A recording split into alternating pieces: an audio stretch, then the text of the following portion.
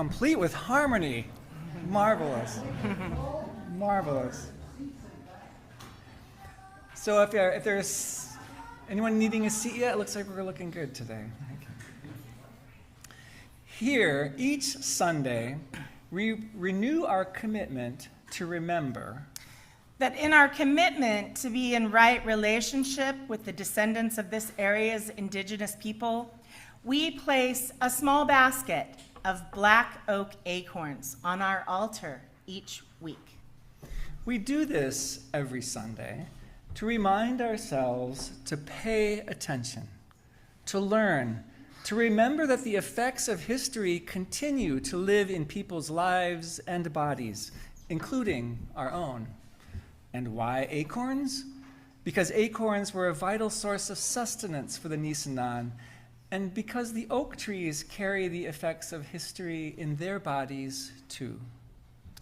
In doing so, we acknowledge the Nisenan people are still here among us today, though nearly invisible after generations of erasure and exclusion from California's history. Still here and understandably cautious about being seen. May we see what the Nisenan want us to see. We understand that we are on Nisenan land that was never ceded, and the original tribal families have yet to recover from the genocide of their people. Beth likes to point out that ceded is spelled C-E-D-E-D, meaning never given up. It's important to know that the land was taken and that genocide is the accurate word.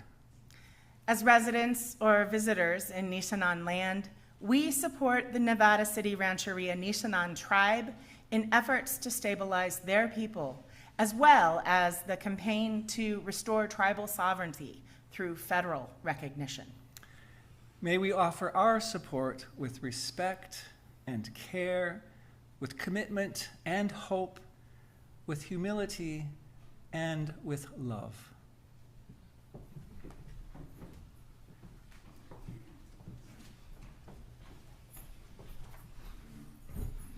Good morning. Good morning. One of the rituals we share every Sunday is lighting our chalice. The chalice is a small vessel with a candle in the center. The light from the chalice guides me through the service. The UU chalice was originally designed as a logo by Hans Deutsch during World War II. He was inspired by chalices of oil burned on ancient Greek and Roman altars. The logo then became the underground symbol in Europe for those helping Unitarians, Jews, and others escape Nazi persecution. The chalice symbol is often shown with two linked circles. The idea comes from Unitarian Universalist poet Edwin Markham, who wrote, "He drew a circle that shut me out, heretic, rebel, a thing to flout. But love and I had the wit to win. We drew a circle and took him in." The two linked circles represent Unitarianism and Universalism. The chalice and the small flame are placed to one side inside the circle to make room for the love and wisdom of other religions. All of us in this room have faith of some kind. The lighting of the chalice allows us to embrace our faith and the faith of others in the room. And we look to those not in this room with open arms and hearts.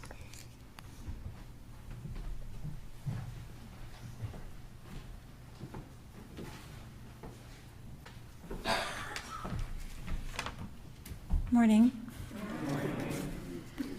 So these are words for the chalice lighting. Our chalice is a flame. Sorry. Our chalice flame is a small spark in a great big world.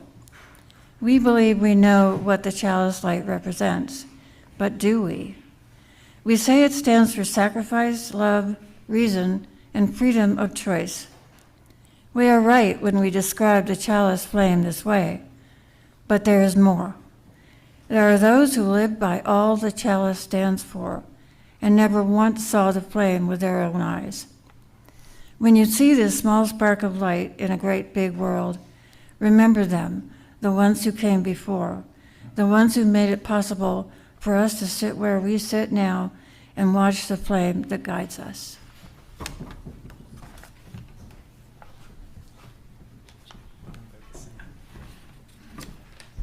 Those are Jenny's own words, by the way.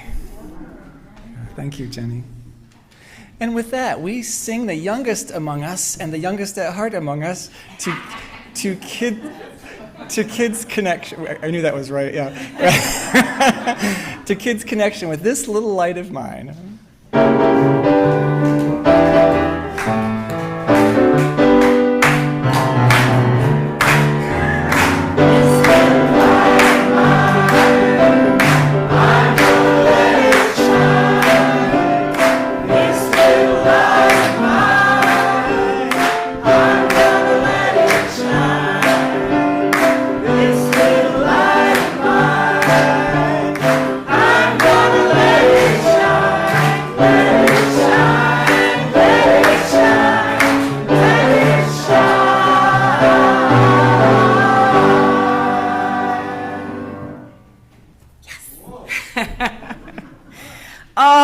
I love that song. Good morning. I'm Beth Karow, happily serving as today's worship associate here at the Unitarian Universalist Community of the Mountains in Grass Valley, California. Welcome to those joining together in this sanctuary, to those in the overflow room in the back of the building, on Zoom, or at a later date on our YouTube channel. Wherever you are, whoever you are, and wherever you've come from, whether you've been here many times, a few times, or if this is your first time, our hope is that you find the warmth of sanctuary in this place made holy by our simple yet profound presence together. I've been a lover of the written word, especially poetry, for as long as I can remember. My mother read to me tirelessly from the big book of Mother Goose rhymes and poems to read to the very young, while my father rather inappropriately shared with me his love of limericks, which, though entirely too bawdy for my tender young age, I would memorize and recite to his delight. Oh, cringe. When I find a poem that I like, the first thing I do, after maybe a deep sigh of appreciation, is pass it on in some way. When Reverend Kevin and I began our collaboration on today's service, he suggested that maybe I share some of the poetry I've stashed away, and we craft our service around them. Well, that sounded good to me. After all, I think poetry is meant to be shared aloud. And when poetry is set to music, we have song.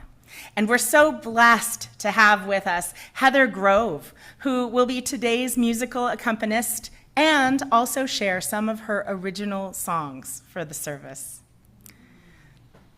Jean-Michel Basquiat once said, "Art is how we decorate space. Music," and I would include poetry here, "is how we decorate time." For the next hour or so, I invite you to release whatever tensions you are carrying, stressful thoughts, worries, fears, dismay. We know all those things and more easily fill our hearts and minds. But for now, may we also be reminded of the beauty, the good, the delight that exists, decorating our together space and our together time. It is good to be together. Welcome. And as we deepen into our time together, let's take a moment to greet each other, being mindful of how others might prefer to be greeted. Not everybody's huggy, but some are. Making sure that everyone is acknowledged. And perhaps an opening question may be, have you silenced your cell phone?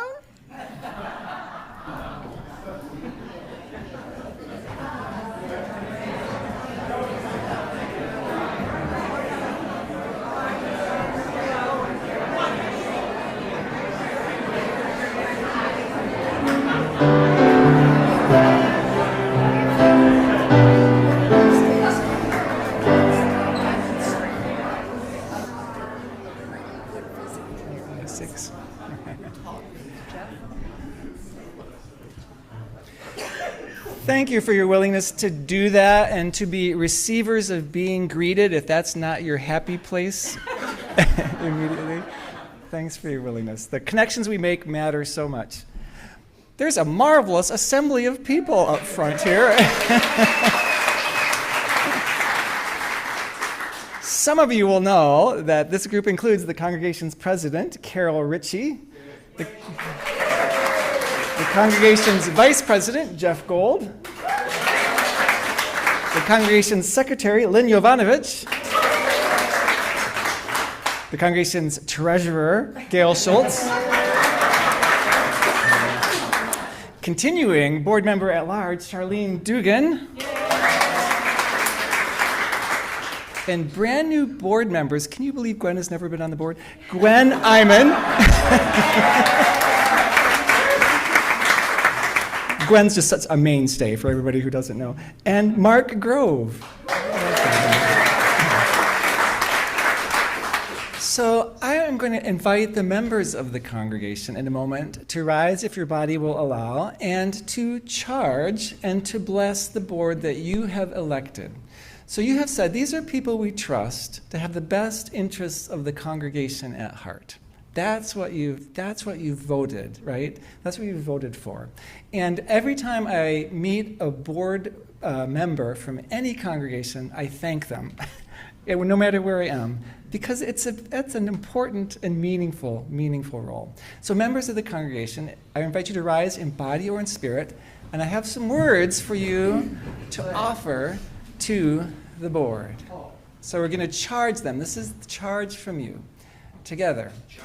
We charge you, our circle of chosen leaders, to guide this community with love, vision, and courage, calling forth the best in us through the work that you do. Tell us not what we want to hear, but what you know to be most honest and true. Help us to reach in and to reach out. We call you to nurture a meaningful shared ministry among us and with our minister. We entrust you with the care and safety of our tangible and intangible resources, the gifts of our hands and our treasure, as well as the generosity of our hearts. So, board members, do each of you accept this charge? I do.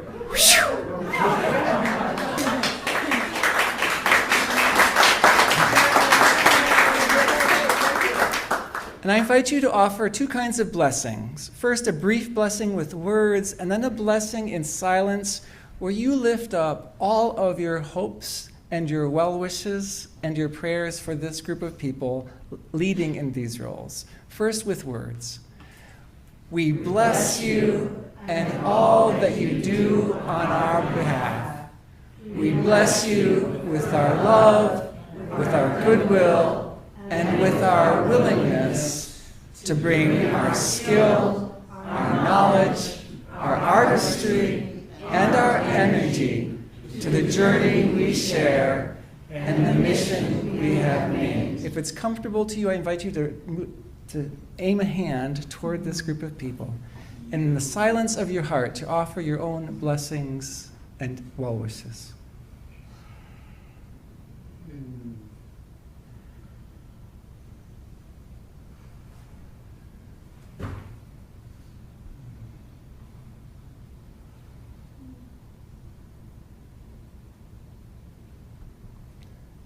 Thank you. And I invite everyone, even if you're here for the first time, to rise in body or in spirit if it feels comfortable to you, and to try on the congregation's mission statement. For those who are members, here's a chance to name what you have said this congregation is about, what it's here for. Together. With courageous love and a sense of wonder, we cultivate our spiritual, emotional, and intellectual strength to create a world more compassionate, sustainable, and just. I invite you to join me. Thank you, thank you, thank you, thank you, thank you. One more time. Thank you, thank you, thank you, thank you, thank you. And now, wild hoopla is appropriate.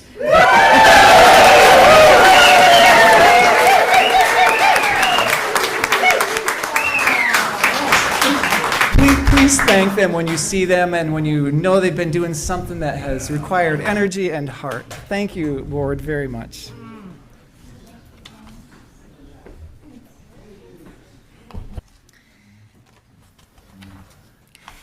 I was blessed, although I don't think I would have used that word at the time to describe it, to attend a rigorously academic private school, where, among other things, creative writing, especially including many forms of poetic structure, was an integral part of our education. Also, every week, starting, I think, in 3rd grade, it was a long time ago, but all the way through 8th, we had to memorize a poem a week and recite it in front of the whole class.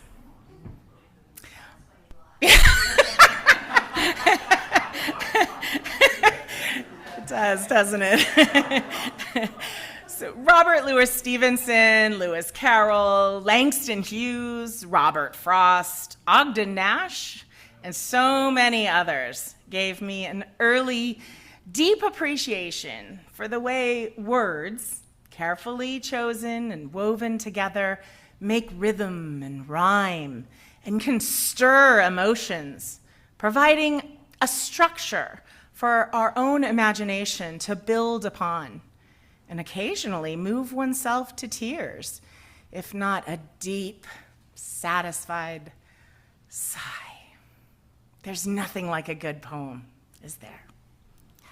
Social media, specifically Facebook, which admittedly is often deserving of the criticism it garners as a cesspool of everything wrong with the world, well, it's also given a platform for poets of all kinds to surface.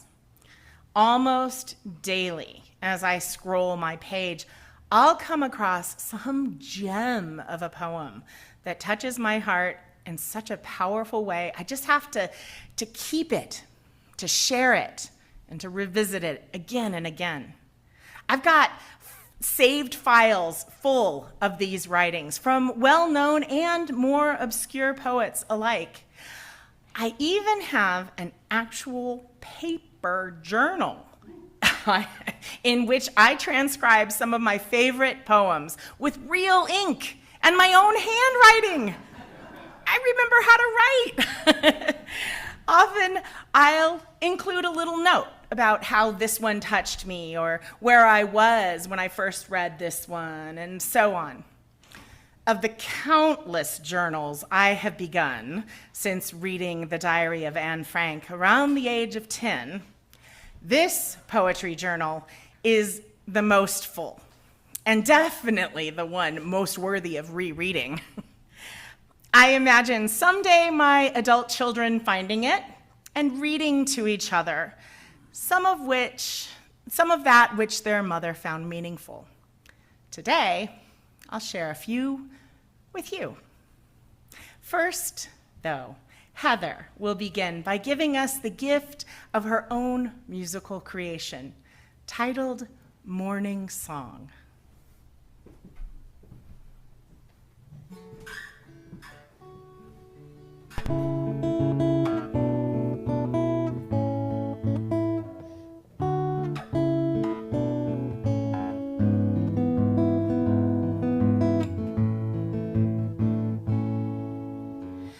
What do I wish this Sunday morning?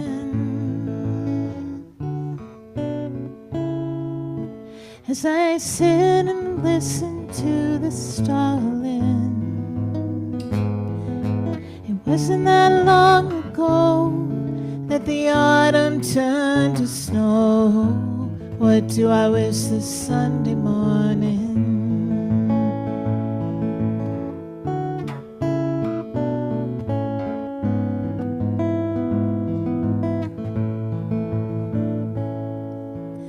Tell me something new, little bird. Tell me a secret I haven't heard. I'll never be here again, and I could really use a friend. Tell me something new, little bird.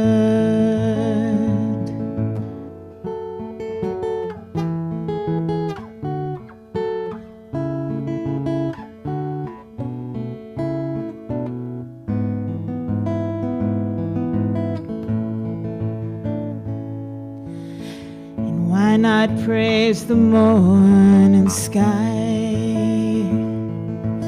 Clouds like laughter drifting by.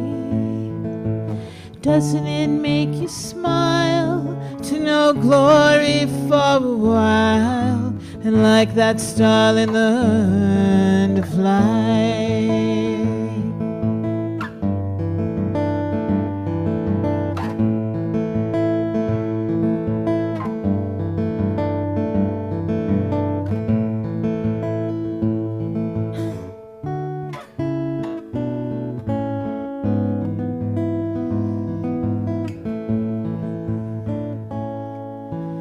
That's what I wish this Sunday morning,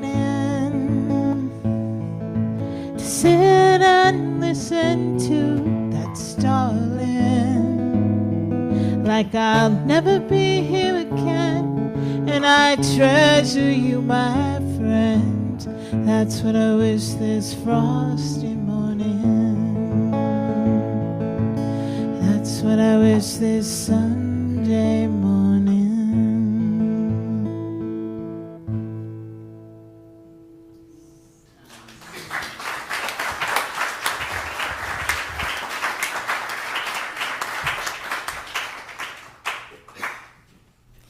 In recognition of all that calls to us for our compassion, for our resistance, and for our resilience, personally and collectively, we join with our sister congregation in Sacramento and perhaps now other congregations in the ritual lighting of this candle.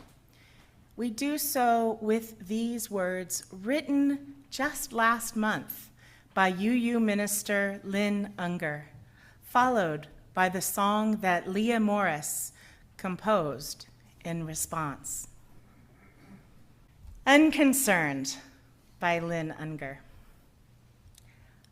Of course, I share your fear, your frustration, the desperate urge to somehow wrest this train back onto the tracks. But this morning, I noticed that the deer are profoundly unconcerned, quietly munching through the graveyard. The ferns and the salal could not be less worried. And the madrones are not losing any bark over it. The birds are yelling about what tree belongs to whom, but no guns or bombs are in the picture. The water is not even ruffled. And the mountains, with or without an icing of snow, are entirely at peace. The sky is persistently blue for reasons I've never understood, and continues stretching beyond the edges of what I can imagine.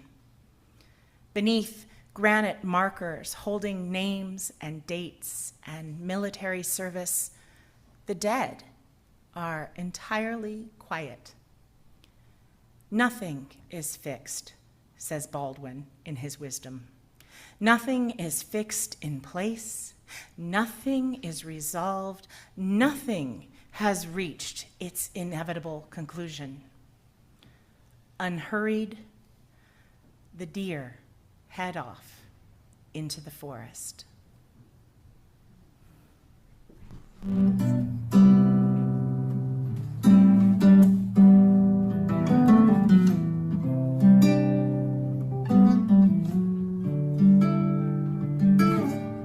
Beyond the edge of what I see, beyond the edge of who I know me to be, there is a place, there is a way. I'll meet you there, I'll meet you there. I see your fears, I'll raise my own. I've shed my tears, and you can't believe I have moaned.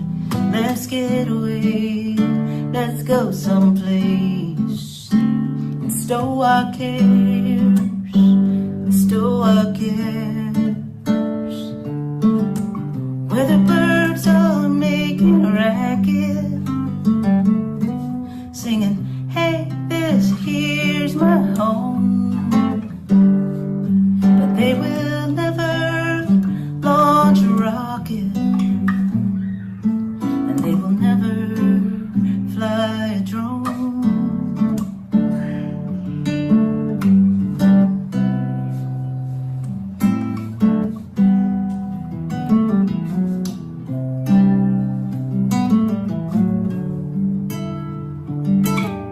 Nothing is fixed, little is known. We seek our kicks, and at times perceive we're alone. But on most days, we find the faith to carry on, to carry on.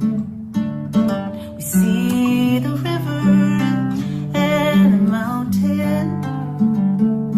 We heed the eagle and the fern. We watch the deer and track the passing clouds. Just look at them, they have ever been unconcerned.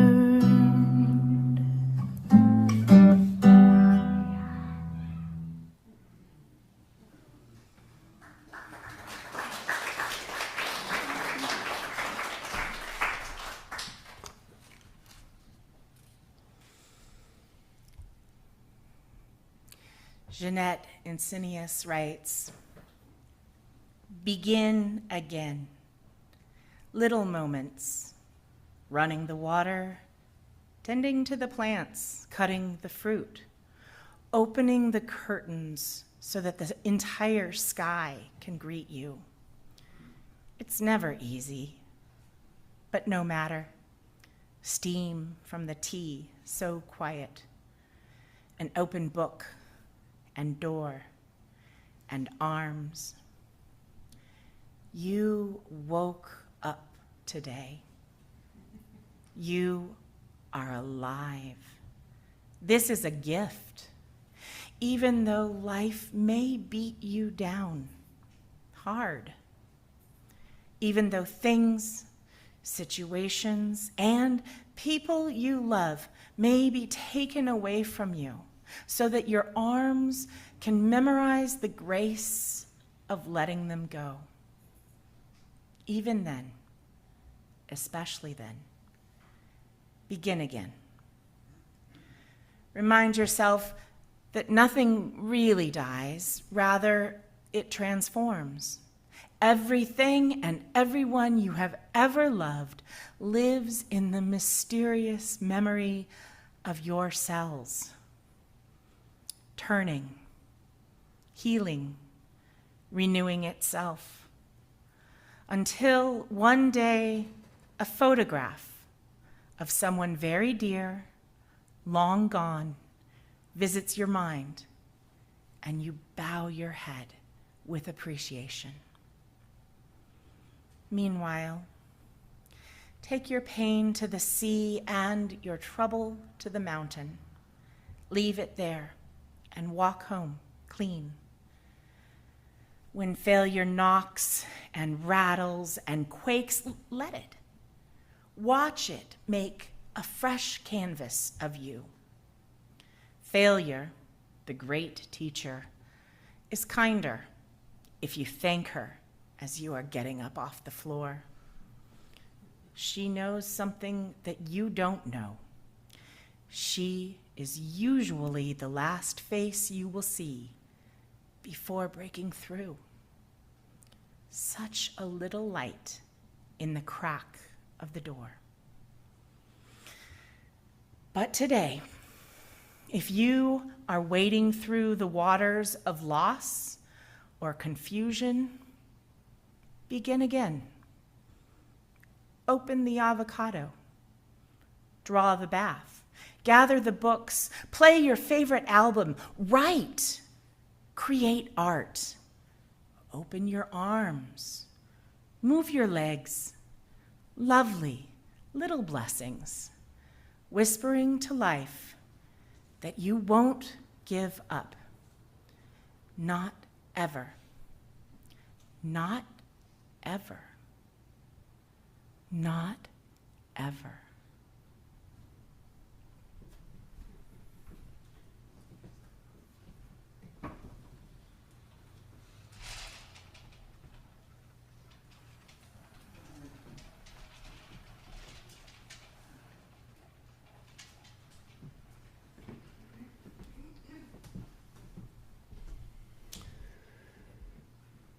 As Lisa Bovey Kemper puts it, in this circle of care, we make space for the complexity of life, the myriad experiences that bless and break our hearts.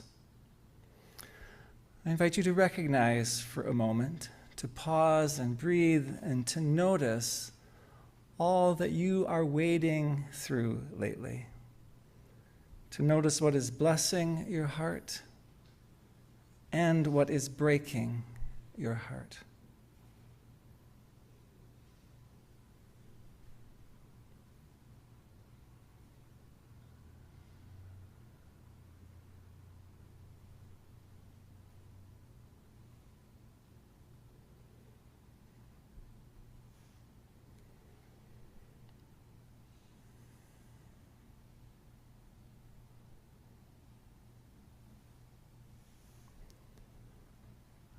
I invite you to allow yourself to mark these blessings and these breakings. If you're here in the building, by gathering up a stone from the table here, aware of why you pick it up today of all days, and to let the stone find a home in the bowl of water. If you're on Zoom, to name your blessings and breakings in the chat. In both rooms, near and far, aware that you are held by this community that forms anew every time it gathers, and aware that we are all held by everything that precedes us and everything that exceeds us.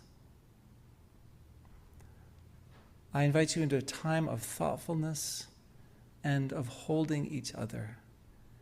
And if you wish, to type or to gather a stone and let it find a home in the bowl of water.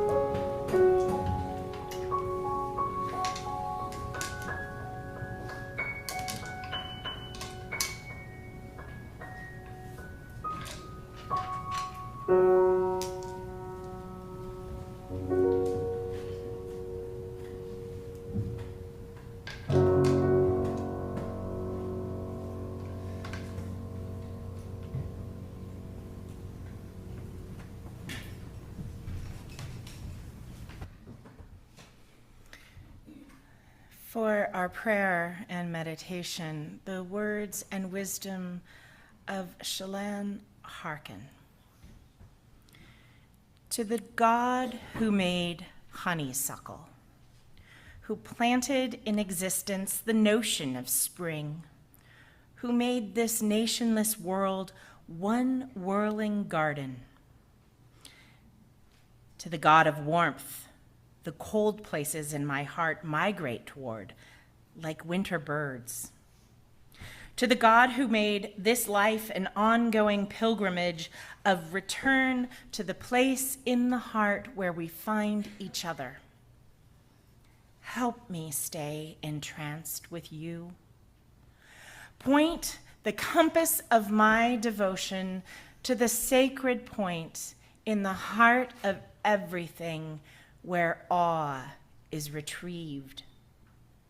Help my life become receptive enough to bear all this wonder. God, beloved, creator of blossom, imagineer of the moon, designer of dreams, she who hung the stars, Holy One, origin of wonder, source of awe, composer of consciousness, lay down everything in me that keeps me from recognizing you. The sun of your love rises over the dark mountains of my unconscious to bathe all with light. Dilate my understanding of goodness and grace. Remind me that worries aren't requirements here. Remind me to lighten up, that giving gravity all this weight is unnecessary. Remind me that I am animated scripture. Make me as quiet as the mountains, serene as the still of the night, as prayerful and at peace as the trees. Keep me never far from devotion. Consider how I might best participate as you paint possibility. Unshield me of control. I want to be soft and porous to you. Keep my life close. I am fully yours.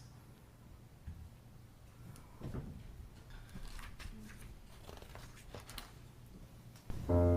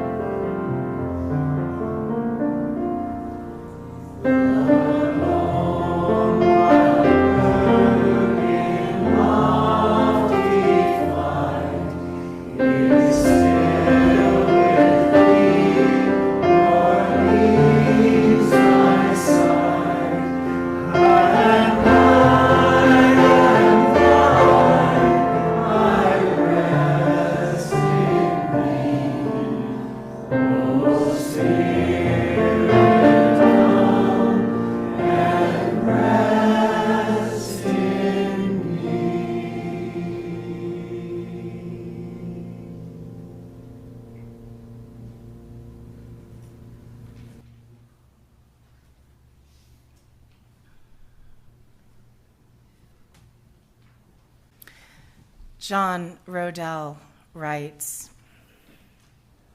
"Not so long ago, I woke up at 4 a.m., feeling crushed under the unbearable weight of my always starving anxiety.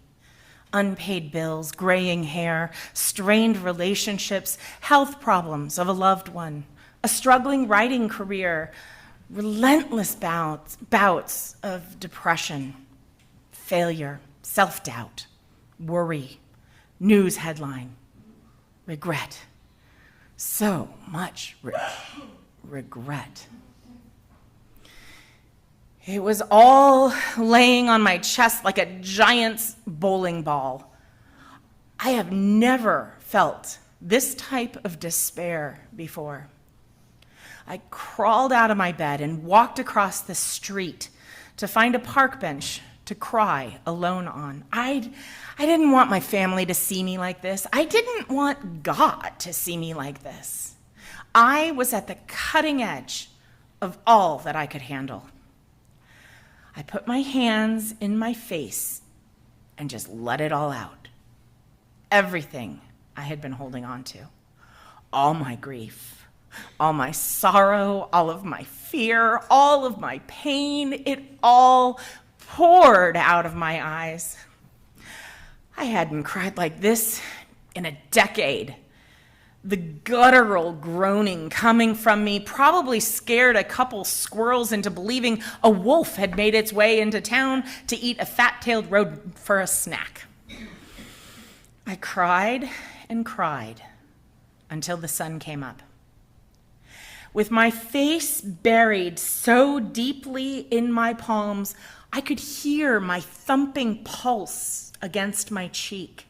I felt each tear squeeze their way through the gaps in my fingers.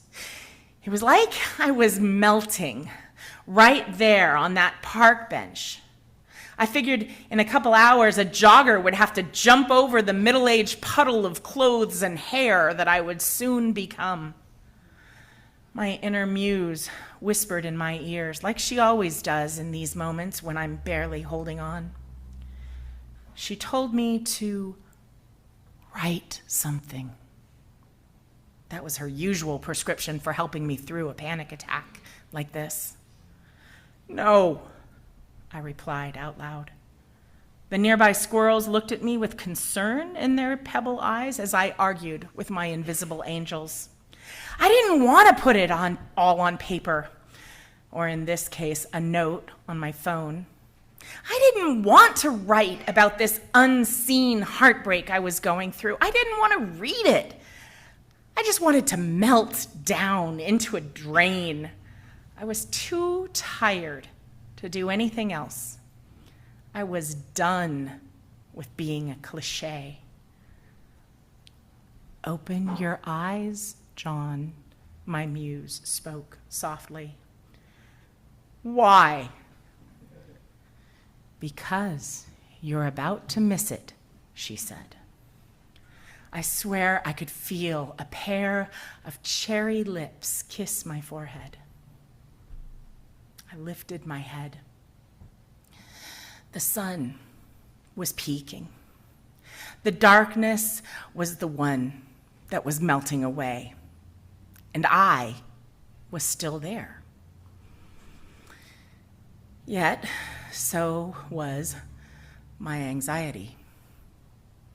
Miss what? I asked. My muse didn't respond. She didn't have to. A lovely dragonfly was hovering about 4 feet away from me. She must have come to the bench to celebrate the coming day. We looked at each other. One of us was breaking, and the other was honoring the breaking dawn. It's all so beautiful, my muse said through the sound of the dragonfly's whisking wings. Yes, it is, I admitted with reluctance through my post-sob dry heaving. The dragonfly danced for me, up, down, right, left. It was just the two of us. Now, write, my muse said. I pulled out my phone and wrote this poem. I wasn't going to write a poem today. Then I worried that if I didn't, that I might start to forget how terrifying and beautiful this whole experience is. I would love to quit writing about the knots in my stomach and the rivers of grace I often find myself swimming naked in, but I think doing that would be the first step in taking the mystery of each of those mystical riddles for granted. And I'd rather be mocked and made to feel humiliated for my vulnerability than to be bored by the distinctive music that the wings of a dragonfly makes when it joins the harmony of the near silent sobbing I produce while sitting at a park bench at sunup. The frequency of its outstretched wings and the tone of my sentimental tears blend simultaneously to create the song of sunrise. Two unwitting poets writing lyrics together under the crawling shadows of first light. One writing with her furious insect form, the other with his trembling hands. Both poets unafraid of remaining authentic to the growing melody that's been playing inside each of them since they first hatched. Both poets unsure that they will survive this day without being under the boot of an enemy we didn't know we had. Both poets recognizing their fragile role in the beautiful play they have been cast in. Both poets equally considered grotesque or lovely, depending on which set of eyes look upon them. Both poets taking inventory and writing their story, one blurry wing beat and one thirsty written line at a time.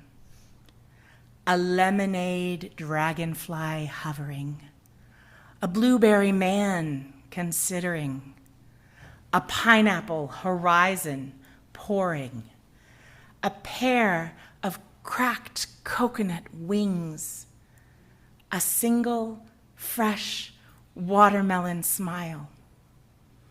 And just like that, it is a very sweet start to a very new day.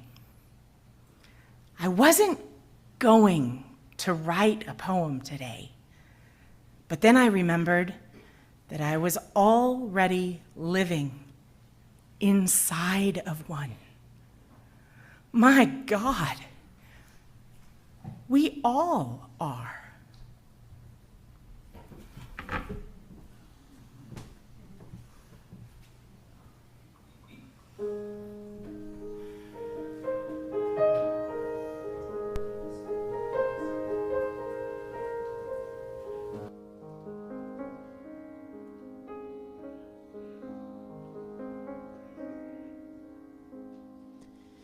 There's a time for every rhyme that lies within. You can wind it from behind just as long as you begin. You don't need to hide inside and be ashamed. There's no way to keep that candle from the flame. Let it shine upon you in the morning light. Sing your song, 'cause your spirit longs to be in flight. Let it shine forever and see it through.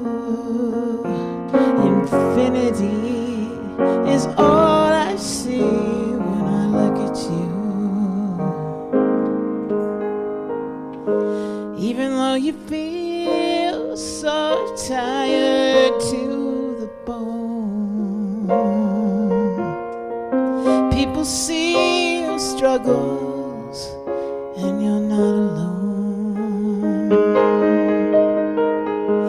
You will give, gather all the strength you need. It's not a race to get somewhere, to land in speed. Let it shine upon you in the morning light. Sing your song, 'cause your spirit longs to be in flight. Let it shine forever and see it through. Infinity is all I see when I look at you. So many years of saying no, so many tears and letting go. But doesn't it seem like the time is right to realize that you're gonna be alright if you let it shine upon you in the morning light? Oh, sing your song, 'cause the spirit longs to be in flight. Let it shine forever and see it through. Infinity is all I see when I look at you.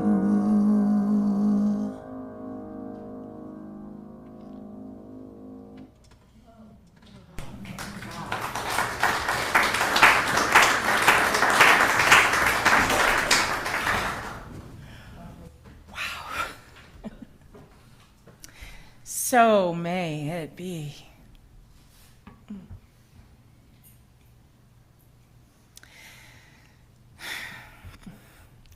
Spanning an area from the lower elevation foothills to the high mountains of the Sierra Nevada, the two watersheds of the Bear and Yuba rivers contain meadows, forests, farms, ranches, trails, and parks. And our community partner for this month, Bear Yuba Land Trust, stewards this community heritage by its conservation, protection, and enhancement work for these natural, working, and cultural lands. 50% of all gifts to the offering this morning and all month will be shared with them to support their mission. This church is a community of ourselves. Its energy and resources are our energy and resources. Its wealth is what we share. As we contribute to the life of this community, we affirm our lives within it. Will the greeters please receive the gifts generously offered and freely given?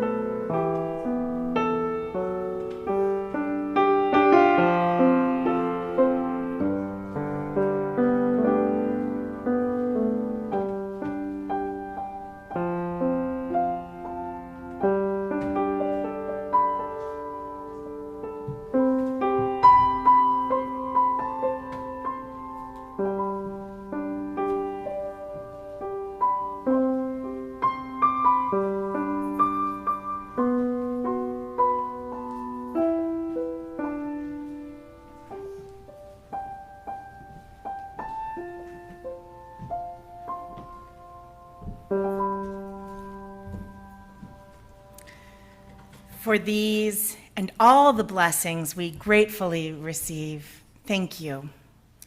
May these offerings and the work of our hands and hearts, freely and generously given, be dedicated to the values and visions we share as we live our lives together with love at the center of all. Thank you.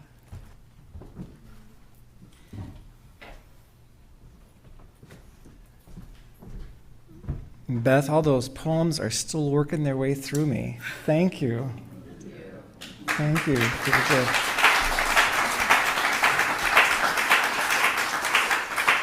For the gift of the poems, but also for your heart and spirit and wisdom that come with this morning. Thank you. And Heather, oh my goodness, your songs are still singing through me. Beautiful, thank you. I get to, it's a lovely morning. I get to receive, right? I get to just receive, and that was a beautiful gift. Thank you. Jean, thanks for crafting a description of what that whole chalice thing is about. And Jenny for made-to-order chalice lighting words this morning. Who else is here that was part of making this morning happen? Would you raise your hand and or rise? Who's been part of refreshments, Patricia brought these flowers. Patricia's beautiful flowers. Don't be afraid. Who else was part of things this morning? Greeters, for example. The board. Thank you, me. I invite you to always look for that opportunity to thank someone. And very specifically, what exactly is it that you're appreciating? So thank you for everyone who's made this morning what it is and who continue to make this community what it is. We like to name a few announcements because especially if someone's brand new, it's helpful to know that there's a life beyond Sunday morning here in the congregation. It may help those of you who are regulars to know that there's going to be some painting going on in the chanting room on Monday and Tuesday. So if you're used to being in that part of the building, heads up. Postcard writing party. This is to help get out the vote in helpful ways that Gail Johnson Vaughn leads on Mondays. Come join in good company and write some of those postcards. A writers group meets on Thursday via Zoom. And there's a new art show coming in the library next Sunday from the Arts and Aesthetics team. Watch for that. And we invite you to always, again, members or not, go exploring on the website. See what's cooking lately. What's coming up that you might want to be part of. With that, I invite us to sing our closing song. This tradition of ours, especially as it moved away from more orthodox forms of Christianity, and then even in many ways past Christianity, looked for words of wisdom, right? And often turned to poetry, and then looked for good tunes to go with. So here's a John Greenleaf Whittier poem set to this very ancient Irish tune. I invite you to rise in body or in spirit and to sing. Forever.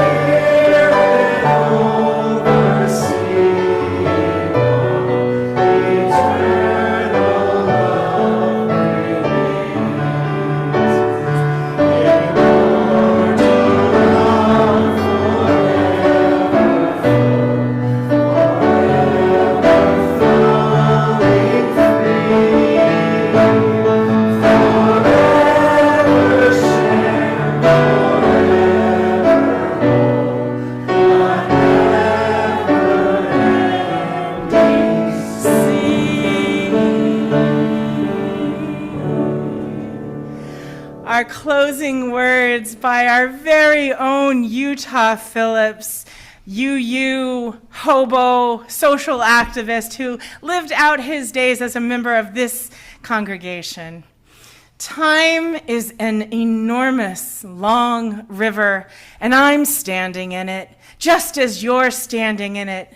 My elders are the tributaries, and everything they thought, and every struggle they went through, and everything they gave their lives to, and every song they created, and every poem that they laid down flows down to me. And if I take the time to ask, and if I take the time to see, and if I take the time to reach out, I can build that bridge between my world and theirs. I can reach down into that river and take out what I need to get through this world. And though we extinguish our chalice light now, we know that together we will carry the flame of peace and love until we meet again. Please come next Sunday for our service focused on the importance of Sabbath. And if you're here in the building, please join us for refreshments down the hall and conversation everywhere.